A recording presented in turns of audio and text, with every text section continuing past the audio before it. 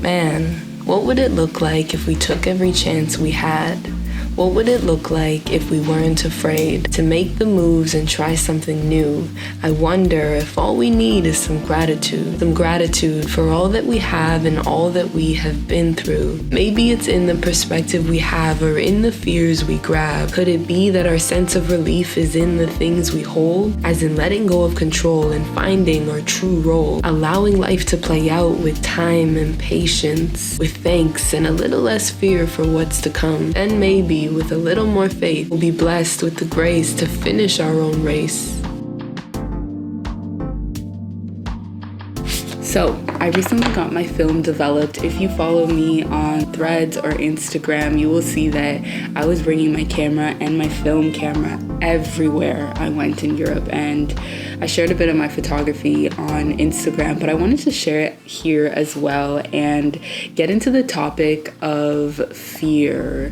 This is something that honestly me and my friends have been talking about, and we're like, we need to cast out any bit of fear in our life, because what kind of life is it to live where you're afraid to do and make any type of move in your life? And so we were like, you know what?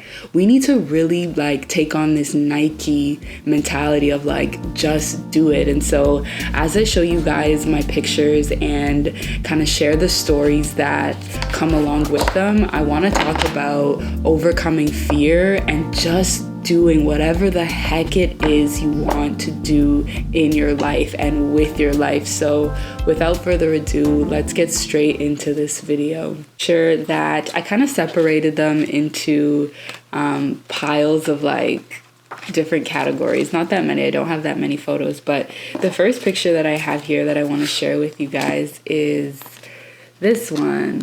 This photo that's me over here, that's my cousin and my friend and my little sister. So what's so funny about this picture and the story behind it is that this was in my friend Adenike's apartment in Paris. Now, we didn't initially plan to meet up with her. She just happened to DM me. That's how this picture came into fruition. We ended up spending the entire time with her. And the funny thing is, maybe I'll insert a picture here of us 10 years ago.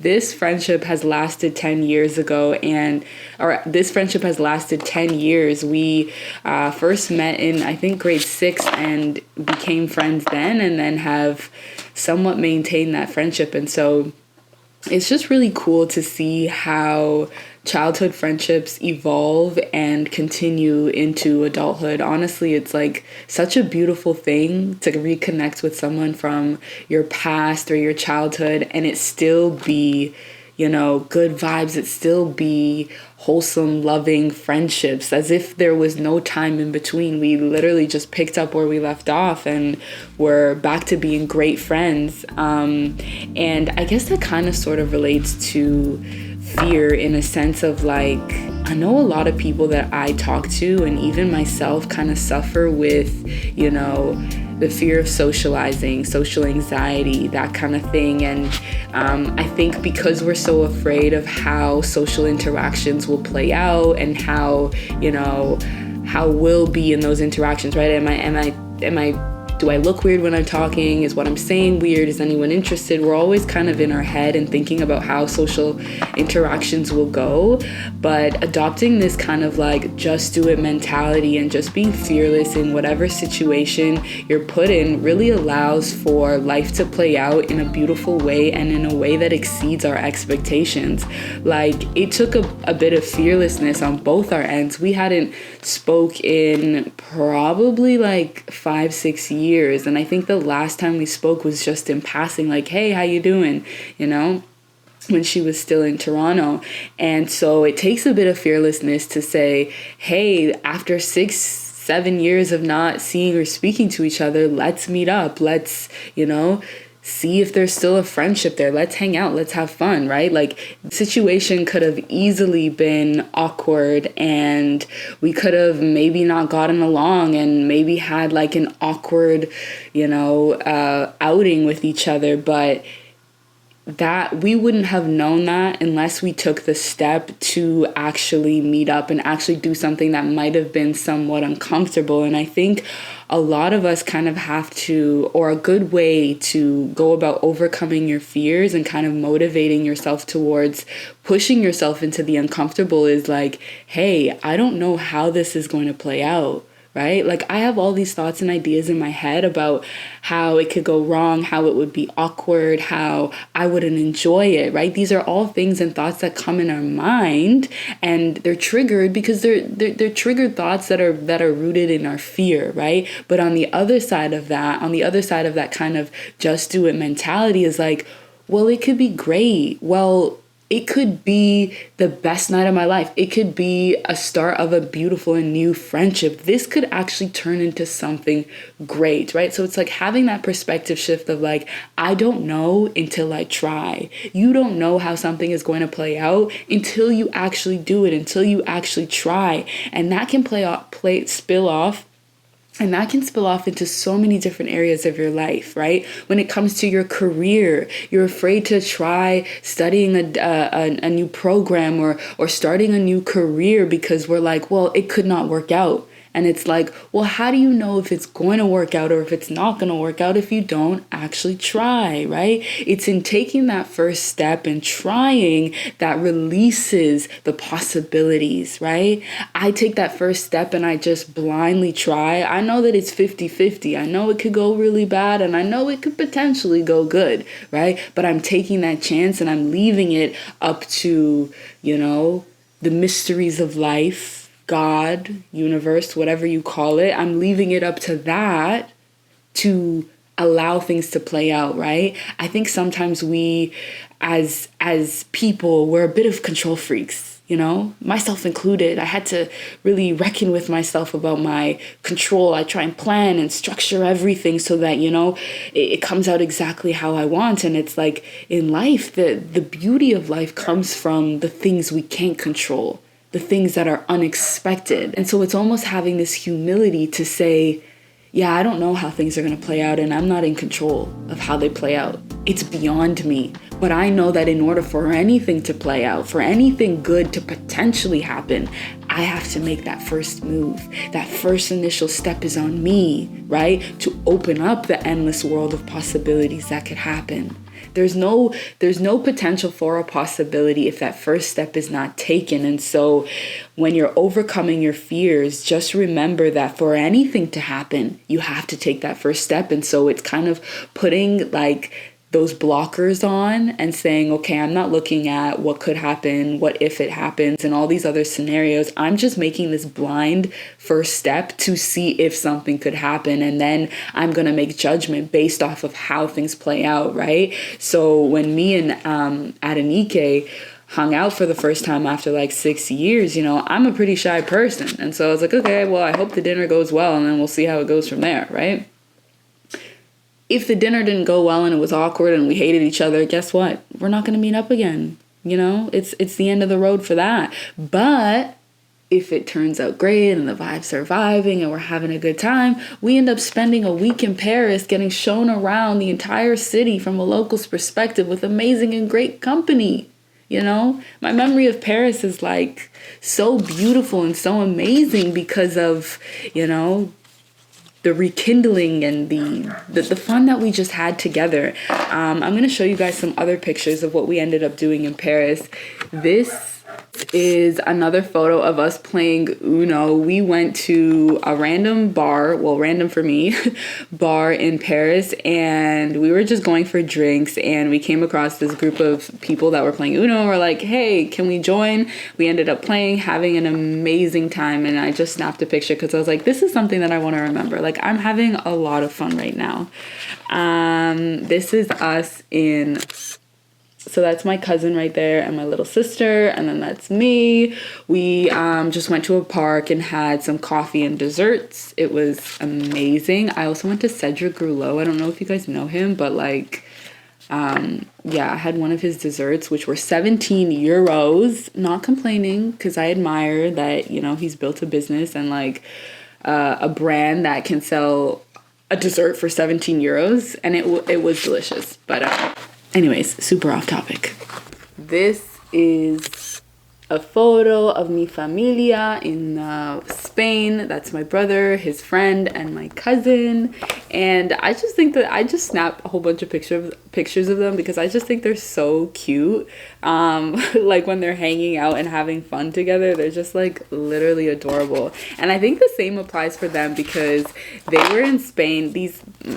My younger sibling and my cousins, they're like 18 or something like that. Like they're super young and they're in Spain, and they made like a lot of friends just going outside and chit-chatting with locals, and every night they would come back and like have stories about people that they met and things like that. And then they would go and end up doing like activities with them, and that kind of falls into the same breath of like taking every opportunity that you have, you know, kind of like looking at life as opportunity. Like anything that comes your way, I would even say any idea that you have that comes to mind is an opportunity, right? Instead of looking at it as like something that's just by chance or something that just is in the passing, look at everything that you experience, every thought, every idea, every opportunity as an opportunity. Every opportunity as an opportunity. Everything that comes your way as an opportunity. Because with that perspective, you're able to take action and make things happen.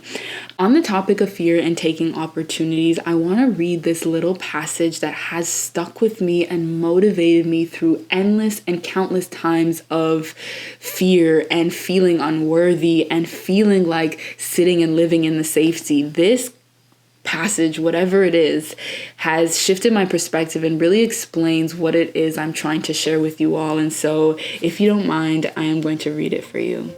It goes like this. When fear shapes our lives, safety becomes our God. When safety becomes our God, we worship the risk-free life. Can the safety lover do anything great? Can the risk-averse accomplish noble deeds for good, for others? No. The fear-filled cannot love deeply. Love is risky. They cannot give to the poor. Benevolence has no guarantee of return. The fear-filled cannot dream wildly. What if their dreams sputter and fall from the sky? The worship of safety emasculates greatness. No wonder Jesus wages such a war against fear. I'm going to read that last line again. The worship of safety emasculates greatness, right? So beautifully said, so well articulated. The worship of safety emasculates greatness. How can you do anything how can you do anything great like loving, like giving and being generous, like taking risks that bring in things that are beyond your imagination? How can any of those great and amazing things happen if you aren't fearless, if you aren't afraid to try?